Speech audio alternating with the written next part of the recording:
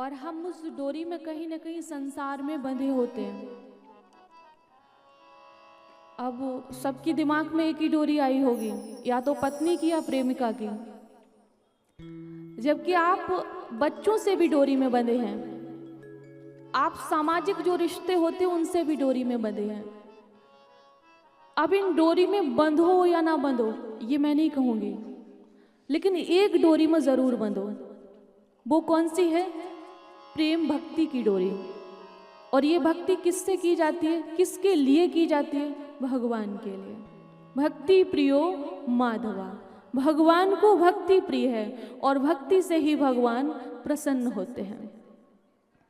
चाहे आप भगवान से प्रेम करिए, चाहे उनको स्मरण करिए, चाहे उनको आप श्रवण करिए, मनन करिए, सख्य भाव रखिए, अर्थात भगवान से कोई रिश्ता बनाइए। जब आप रिश्ता बनाते हो तभी तो रिश्तेदारी चलती है, और रिश्ता ही नहीं बनाएंगे तो फिर रिश्तेदारी भी नहीं चलेगी। तो भगवान को बहुत पसंद है कि हमसे कोई रिश्ता बनाया जाए। गोपियों ने कौन सा रिश्ता बनाया था? प्रेम का रिश्ता। कोई वेद नहीं पढ़े थे उन्होंने। मैं उनके पूर्व के जन्मों की बात नहीं कर रही हूँ, मैं द्वापर युग के जन्म की बात कर रही हूँ। उन्होंने वेदों को नहीं पढ़ा था, उन्होंने कोई बहुत बड़ी साधना नहीं की थी, उन्होंने कोई जल में रहकर तपस्या नहीं की थी, उन्होंने पंचाग्नि को नहीं तापा था। आपने यहाँ पे देखा होगा ना कि संत महापुरुष बैठे होते हैं और आसपास अग्नि होती है, पंचाग्नि, तो शरीर को तपाते ईश्वर प्राप्ति के लिए। ये उन्होंने नहीं किया था, बस क्या किया था? भगवान से प्रेम किया था। और प्रेम से क्या हुआ? भगवान का दर्शन हुआ। भाई रास का जो प्रसंग है, भगवान का उन्होंने अंग संग पाया। हमें से किसी का सौभाग्य हुआ है? नहीं हुआ है, लेकिन गोपियों को हुआ, नरसिंह जी को हुआ। नरसिंह मेहता जी, भक्तमाल जी में एक कथा आती है नरसिंह मेहता जी की।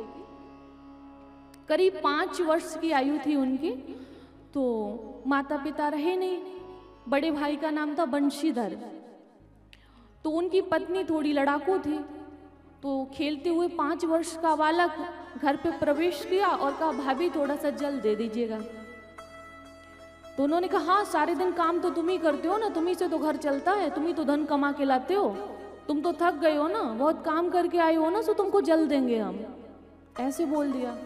5 वर्षीय बालक, कुछ मन में आ गया। और मुझे तो ये लगता है जब ऐसी लताड़ पड़ती है ना घर में, और फिर व्यक्ति भगवान के धाम के लिए निकलता है, ईश्वर प्राप्ति के लिए निकलता है, सत्य की खोज के लिए निकलता है, तो मुझे तो ये लगता है कि ईश्वर की कृपा से ही होता है। मुझे तो ये लगता है, क्योंकि सब भगवान तक थोड़ी पहुंचते हैं, कुछ भटक भी तो जाते हैं, कुछ अटक जाते हैं। लेकिन आज नरसिंह जी ने भगवान की राह पकड़ी। एक वन में गए और शिव जी के शिवलिंग पर मतलब पास बैठकर आंसू बहाते रहे। बोले, प्रभु मैं तो कुछ जानता नहीं हूँ, भाभी ने ऐसे बोल दिया, न जाने क्यों हृदय को चुभ गया। बहुत आत्मग्लानि हुई कि शायद दुर्भाग्यशाली हूँ, इसलिए माता पिता नहीं रहे संसार में और परिवार का भी प्यार नहीं मिल रहा है, कुछ पास भी नहीं है। 5 वर्षीय बालक में कर भी क्या सकता हूँ, तो मैं आपकी शरण में हूँ। जब कई दिन हो गए तो शिव जी के मन में भाव आया कि जो इस संसार में कुछ करने के काबिल नहीं हो, अगर उसके दरवाजे पर भी कोई व्यक्ति पड़ा होता है तो वो उसकी सहायता करता, सहयोग करता है। और मैं तो देवादिदेव हूँ, मैं तो सब कुछ करने में सक्षम हूँ, तो क्यों ना कुछ करूं। तो उसी समय शिव जी प्रकट हो गए और नरसिंह जी से कहा कि कुछ मांग लो। तो नरसिंह जी ने कहा कि प्रभु कि मैं तो कुछ मांगना जानता नहीं हूँ, और मुझे ये भी नहीं पता था कि मैंने कोई साधन, कोई याचना, कोई प्रार्थना की है। आप तो अहेतु की कृपा से प्रकट हुए हैं, तो जो आपको प्रिय हो वो मुझे दे दो, मेरे को तो मांगना ही नहीं आता है। तो शिव जी ने कहा कि तुमने तो आज वो मांग लिया कि जो मैंने आज तक किसी को दिया नहीं और ना किसी को बताया। तो नरसिंह जी ने कहा, प्रभु ऐसा क्या है कि मेरे हृदय में तो सबसे ज्यादा प्रेम है, वो वृंदावन में बिहारी जी से है, और आज तुमने वही प्रेम मांग लिया कि जो आपको सबसे ज्यादा प्रिय हो वो मुझे दे दो। तो मैं तुम्हें वरदान देता हूं कि जो मेरे हृदय में प्रेम है बिहारी जी के लिए वो तुम्हारे हृदय में भी हो जाए।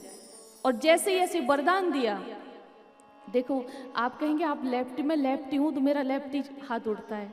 कृष्ण भगवान भी लेफ्टी थे, जितने भी मुक्के मारे हैं ना भागवत को आप पढ़ेंगे वो लेफ्टी हाथ उठाया उन्होंने, तो मैं भी लेफ्टी हूँ। और एक और आपको बताऊं, कृष्ण भगवान से मेरा एक संबंध भी है। कोई अपना बालक बनाता है, मतलब कि ये मेरा लाला है, तो कोई अपने पति के रूप में उनको पूजता है, कोई भाई के रूप में, कोई सखा के रूप में, मैं भाई के रूप में पूजती हूँ। तो जैसा भाई होगा वैसी तो बहन होगी। तो उन्होंने कहा कि तथास्तु, जो वरदान मतलब जो प्रेम मेरे हृदय में है ना वही मैं तुमको भी देता हूँ। और जो ये वरदान दिया, और नरसिंह मेहता के हृदय में कृष्ण भगवान के लिए प्रेम उत्पन्न हो गया और कहा कि मुझे वृंदावन ले चलो। प्रभु अब आपने मुझे ये वरदान दिया है कि प्रेम हो जाए, तो अब उस प्रेम की नगरी में जाने का मन है और बिहारी जी के दर्शन करने का मन है। तो शिव जी ने कहा कि वहां पर कोई पुरुष नहीं जा सकता है। हाँ, एक इच्छा और जताई कि रास विहार देखने का मन है। और हम सभी जानते हैं कि वृंदावन में नित्य रास विहार होती है, निधिवन में नित्य रास विहार होती है। स कृष्णा क्वापी नो गता, कृष्ण भगवान इस धराधाम से मतलब वृंदावन धाम से कभी गए ही नहीं है, और जिस रूप में गए हैं वो एक प्रभु की लीला है। अगर आप प्रतिदिन कथा को सुनेंगे तो आपको समझ में आएगा, क्योंकि मैं निवेदन करूं आपसे, मूल भागवत से कथा करती हूँ। मेरी कोशिश रहती है कि भागवत के प्रसंगों को ही बोलूं। अगर कोई बाहर का प्रसंग होता है तो वो आपके लिए कहते हैं कि एक दृष्टांत के रूप में मैं लेती हूँ। तो भगवान सा कृष्णा क्वापी नो गता, भगवान कभी इस धाम को छोड़कर गए ही नहीं। तो रास विहार के दर्शन के लिए नरसिंह मेहता जी ने शिव जी से कहा, हम सभी चलें वृंदावन।